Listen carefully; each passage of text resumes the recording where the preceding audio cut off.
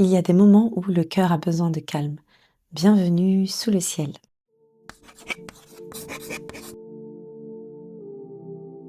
Assalamu alaikum, j'espère que vous allez bien. On se retrouve pour cet épisode numéro 3.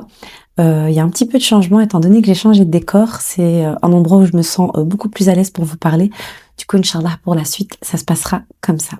Cet épisode 3, il va parler d'un sujet qui est s'éduquer à aimer Allah afin de mieux pouvoir éduquer ses enfants ou éduquer nos proches. Alors déjà, quand on parle d'éducation, on a tendance à penser parents-enfants. L'éducation, c'est pas seulement les parents ou les enfants. L'éducation, en fait, elle touche toutes les personnes qui sont autour de nous. Pourquoi ? Parce qu'on éduque par notre comportement. On peut éduquer ses enfants, oui. On peut éduquer nous, nos parents. On peut éduquer ses amis. On peut éduquer sa famille. On peut éduquer ses voisins. On peut éduquer même des inconnus à travers notre comportement. Et c'est Inch'Allah ce qu'on va essayer de voir aujourd'hui, comment éduquer de la meilleure manière les gens autour de nous, en partant de soi-même. Parce que la base, elle est là. La base, c'est nous. Et comment on peut commencer cette éducation à partir de nous-mêmes. Alors, on voudrait tous, que ce soit maintenant ou dans un futur, on voudrait tous, par exemple, des enfants qui nous respectent, qui respectent les autres. Des enfants qui prient, des enfants qui multiplient les actes d'adoration, autant que nos proches d'ailleurs. Et subhanallah, il y a une question très dérangeante qu'on refuse de se poser ou alors qu'on ne pense peut-être parfois pas à se poser. Cette question, c'est la suivante. Est-ce que dans mes actes et mon comportement, je donne envie de multiplier ces actes d'adoration? Est-ce que je donne envie de les faire? Est-ce que je donne envie d'aimer Allah à travers mes actes? On a tendance à souvent dire, si tu ne fais pas, tu vas être puni.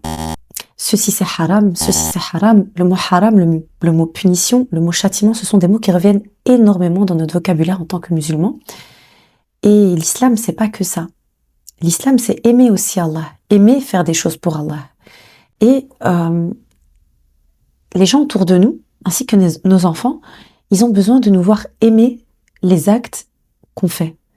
C'est-à-dire, est-ce que votre enfant vous voit aimer la salat? Est-ce que lorsque vous priez, quand vous rentrez dans votre prière, vous êtes dans un état d'esprit? Quand vous sortez de cette prière, dans quel état d'esprit vous êtes? Parce qu'il s'est passé quelque chose là. Il y a eu un moment d'intimité avec Allah, il y a eu une discussion avec Allah. Est-ce que vous ressortez changé de cette prière? Ou est-ce que vous arrivez, vous rentrez chez vous à la maison, dans le stress, parce que la prière est déjà passée, vous faites rapidement votre prière, vous vous levez, vous allez vous cuisiner, vous allez vous occuper des enfants, vous allez peu importe. Mais il n'y a pas eu ce changement de comportement et il n'y a pas eu cet apaisement. Est-ce que votre enfant vous voit aimer la salat? Qu'est-ce que vous en tirez? Parce qu'on arrive parfois avec un état d'esprit, normalement, où on peut tout à fait venir dans la prière en étant calme, on peut venir en étant en colère, on peut venir en étant triste, en détresse.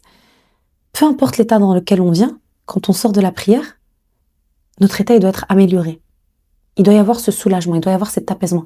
Est-ce que vos enfants voient que vous trouvez refuge dans votre prière, subhanallah, ou vous-même votre famille ou vos proches? Est-ce qu'ils voient qu'il y a un refuge? Est-ce qu'ils voient que vous aimez cet acte-là? Et c'est la question qu'on va se poser aujourd'hui. L'éducation par la peur limitée. Alors soyons honnêtes, j'espère qu'on va pas réveiller des traumas aujourd'hui. On a tous eu un petit peu, ou certains d'entre nous ont eu cette éducation par la peur. Cette éducation religieuse qui est liée à la peur. La peur de faire mal, la peur de se tromper, la peur d'être châtié, la peur des parents. Et attention, la peur, c'est une bonne chose, puisque la peur, c'est un petit peu ce qui va vous mettre des limites dans votre désobéissance à Allah. Mais cette peur-là, elle ne doit pas devenir un moteur. Et quand je dis elle ne doit pas devenir un moteur, ça ne doit pas être la seule raison pour laquelle on fait des actes d'adoration. Parce qu'à partir du moment où ça devient la seule raison, le moteur de vos actes, votre foi, elle se fragilise. Et vous faites les choses de manière mécanique.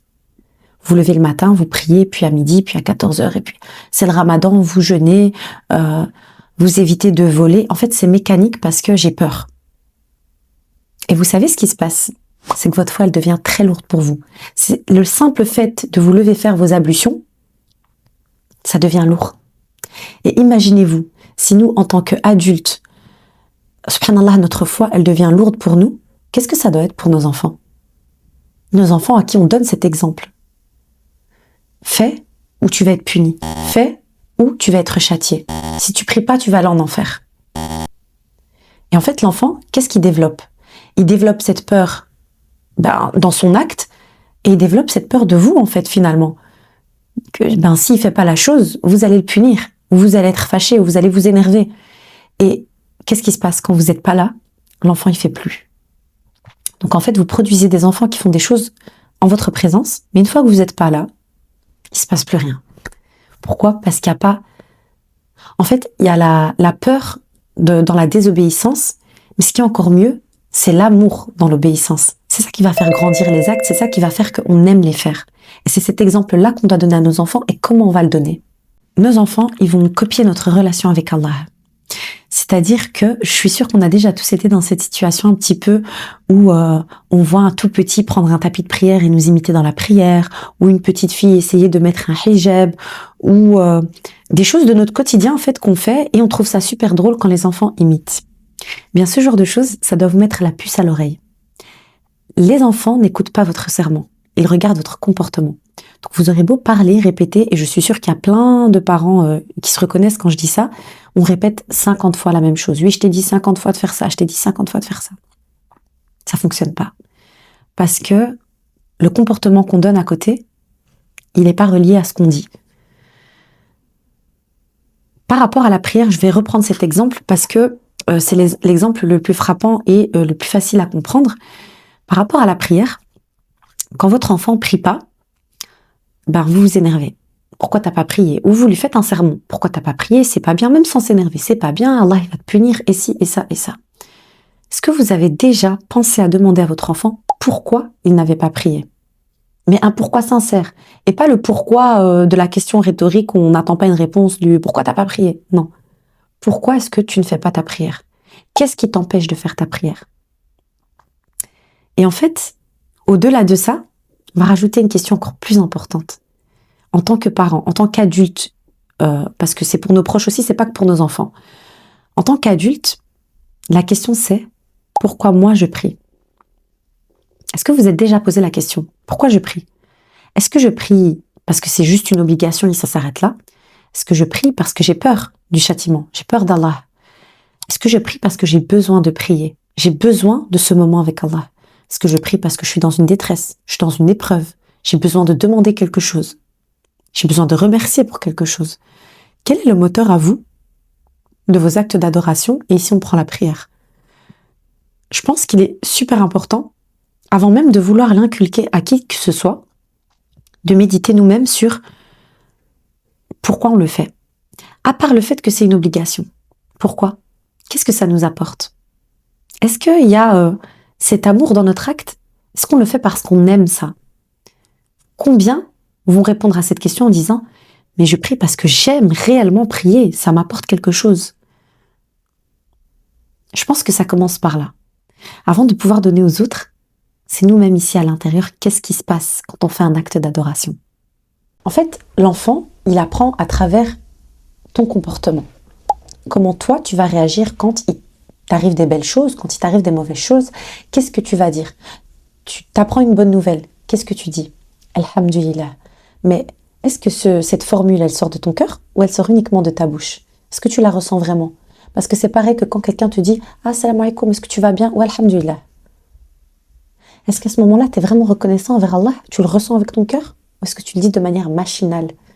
Et donc, ça fait que eux voient que ce mot n'a pas tellement d'importance, que c'est un mot qu'on banalise et qu'on utilise tout le temps. Quand tu reçois une mauvaise nouvelle, comment tu réagis? Est-ce que tu implores Allah? En fait, c'est à travers ce comportement-là, quotidien, que l'enfant il va prendre exemple.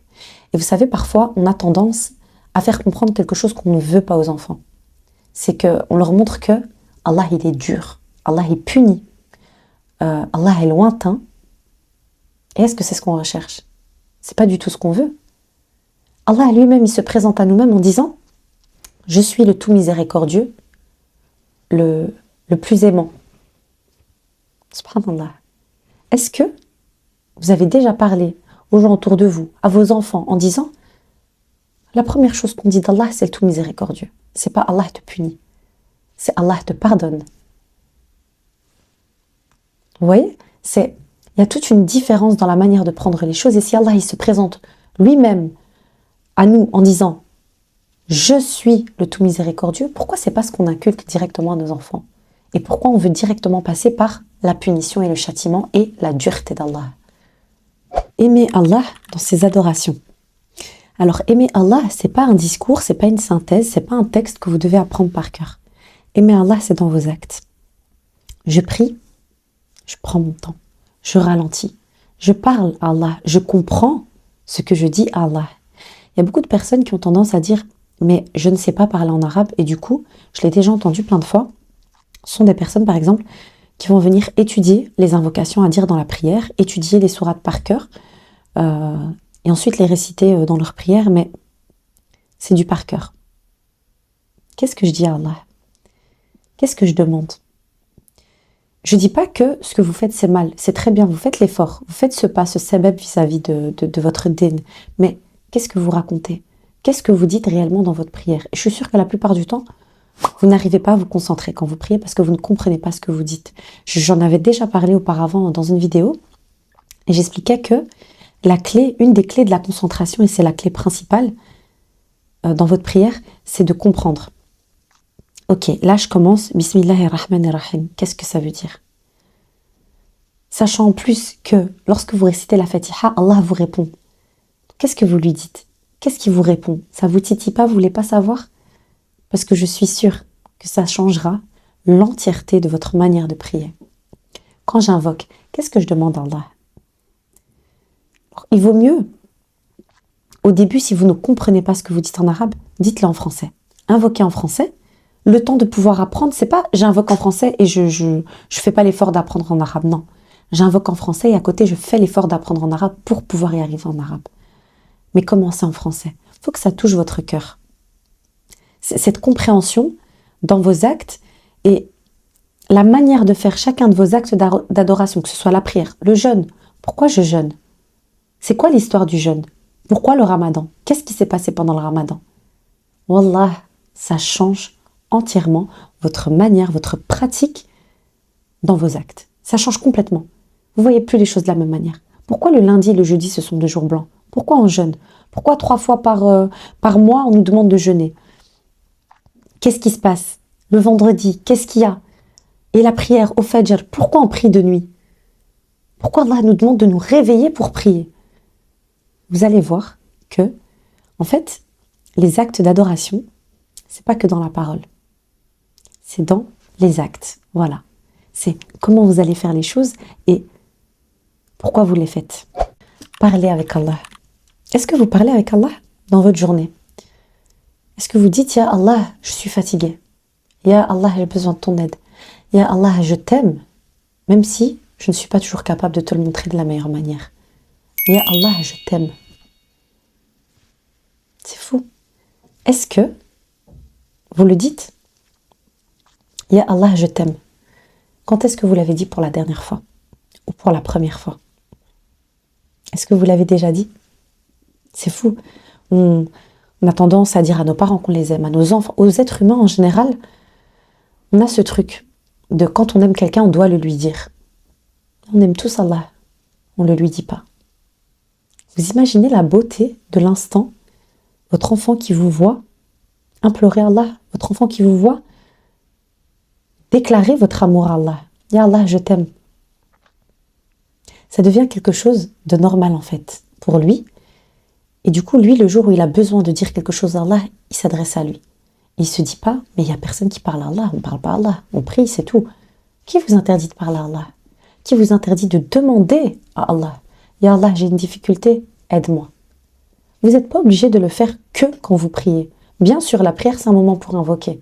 Vous pouvez invoquer à n'importe quel moment de la journée. Vous êtes en voiture, Ya Allah, donne-moi la patience. Là, je suis dans un moment de colère, donne-moi la patience. Vous êtes dans un moment de joie, Ya Allah, merci pour ce que tu m'as accordé. Vous comprenez?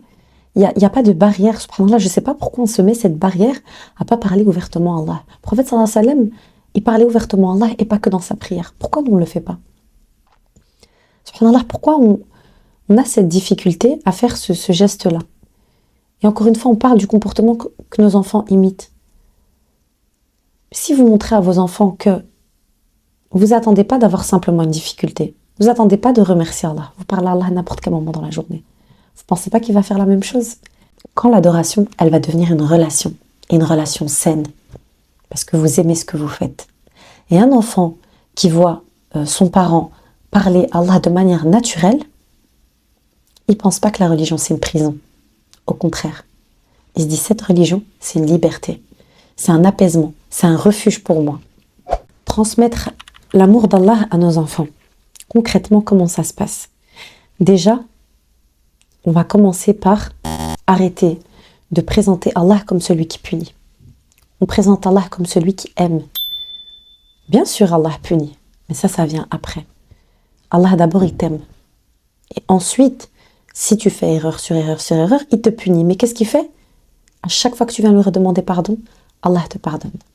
Parce que sa miséricorde, elle englobe toute chose. Il n'y a pas de nombre limité au pardon d'Allah. Commencez par leur expliquer ceci. Dites-leur, Allah, quand ils font quelque chose de bien, Allah t'a vu et est fier de toi. T'as besoin d'aide? Demande à Allah. Tu te sens pas bien? Va, prie. Prends un moment avec Allah et une discussion avec lui. Tu vas voir ton cœur, il va sortir de là apaisé. Trouve refuge auprès d'Allah. Ne trouve pas refuge auprès de l'être humain. Mettez en fait cette place tellement remplie d'amour, tellement remplie de miséricorde, de cette rahma, que l'enfant, la seule chose qu'il a envie de faire, c'est de s'y trouver, c'est de se rapprocher. Faites des duas avec vos enfants. Montrez-leur comment on revient à Allah. Faites du dhikr. Lancez des petits défis familiaux. Lancez des défis avec vos amis, avec vos parents. Qu'est-ce qui vous en empêche? C'est pas interdit? Asseyez-vous avec vos amis. Alors, on se donne un défi cette semaine. On fait du dhikr. 100 fois astaghfirullah par jour. Pourquoi on le fait? Expliquez. Qu'est-ce que ça va nous apporter? Et au bout d'une semaine, quand vous avez fait votre défi, qu'est-ce que ça nous a apporté? Comment on se sent? Est-ce que ça a changé quelque chose? Vous allez voir, ça aura changé quelque chose. Mais est-ce que ça a changé quelque chose dans notre quotidien? Est-ce que ça a apaisé nos cœurs? Est-ce que ça nous a accordé plus de baraka? Faites-le aussi avec vos enfants. Aussi petit soit-il. En fait, il faut inclure ces choses-là dans leur quotidien de sorte à ce que pour eux, c'est quelque chose de plaisant. Et c'est pas quelque chose de difficile, quelque chose de... j'ai pas envie. Non. T'as envie de le faire parce qu'il y a un apaisement derrière. La principale chose aussi qu'il faut faire, c'est accepter nos faiblesses. Accepter qu'on se trompe, accepter qu'on fait des erreurs. Alors avant, on avait la génération de parents qui n'avaient jamais tort. Je pense qu'il y en a beaucoup qui ont connu ça, en tout cas les plus âgés ont connu cette génération de parents qui, même quand ils avaient tort, c'était nous qui avions tort, c'était pas eux. Et subhanallah, il n'y avait pas cette notion de pardon. On comprenait que nos parents étaient en tort, même s'ils pensaient avoir raison, et on passait à autre chose. Changez ça. Montrez à vos enfants que moi aussi je peux avoir tort. Montrez à vos amis, j'ai eu tort, c'est pas grave, je suis faible, je suis un être humain, je me trompe. L'essentiel c'est quoi? Demandez pardon. Demandez pardon à la personne à qui on a fait du mal, demandez pardon à Allah. Même vis-à-vis de vos enfants. Vous allez commettre des erreurs. Encore et encore, j'en commets tous les jours avec mes enfants. L'essentiel c'est d'aller s'excuser. Je suis désolée, je me suis trompée. Ou ah, tu as vu, là, maman n'a pas pris à l'heure. Mais je vais demander pardon à Allah, je vais rectifier mon erreur et je vais faire en sorte que ça n'arrive plus. Wallah, les enfants n'ont pas besoin de parents qui leur disent 24 heures sur 24, ah t'as vu, moi je fais pas ça comme ça, moi je fais ça comme ça, moi je fais ça comme ça, moi je. Non, je me trompe, ça m'arrive. Mais je rectifie et j'essaye de faire de mon mieux. Tu vas te tromper, essaye de faire de ton mieux. Et ça rassure en fait et ça met dans cette bulle qui dit, ok, je suis pas parfait, j'ai pas de pression, j'essaye. Quand j'y arrive, alhamdoulilah, quand je n'y arrive pas, qu'Allah me facilite. Je vais terminer par ceci, vous savez, les enfants, ils n'ont pas besoin qu'on leur parle d'Allah toute la journée, minute par minute. Ils ont besoin qu'on fasse vivre Allah dans notre quotidien. Ils ont besoin de le ressentir, de le vivre, de le voir, pas spécialement de l'écouter tout le temps. Et pour moi, le meilleur acte d'éducation qu'on peut faire, c'est pas vraiment d'apprendre aux autres, même si c'est important, c'est de se réparer nous-mêmes et d'œuvrer nous-mêmes de la meilleure manière afin de montrer le meilleur comportement. Et pas de montrer dans l'ostentation, bien sûr, en disant je sais faire ou je sais faire. Non. Montrer avec cette intention d'éduquer. Montrer les choses. Essayez de changer ça. Voilà. la semaine, elle va commencer. Essayez de changer ça. Essayez de moins parler, plus faire. D'inclure vos enfants dans certains actes. Et regardez leur réaction. Montrez-leur qu'est-ce que ça vous apporte, parce que c'est la clé. Qu'est-ce que ça m'apporte d'adorer? Qu'est-ce que ça m'apporte d'aimer autant Allah? Comment j'aime Allah? Pourquoi je l'aime? Qu'est-ce que ça m'apporte? Vous allez voir que les choses vont changer. La peur, elle limite votre désobéissance. Vous savez ce qui la fait grandir? Qu'est-ce qui fait grandir vos actes d'adoration? Qu'est-ce qui fait grandir votre foi? L'amour d'Allah. Sous le ciel, on apprend que lorsqu'on parle d'éducation, on ne parle pas seulement d'enfants, mais on parle de toute personne qui est susceptible de nous côtoyer. On apprend que l'éducation, c'est pas toujours dans les mots, même s'ils ont leur importance, mais c'est souvent dans le comportement et dans les actes. Sous le ciel, on apprend que le moteur de nos actes d'adoration, c'est souvent l'amour. Et ça doit être l'amour. Parce qu'on a tous besoin parfois de lever les yeux vers le ciel.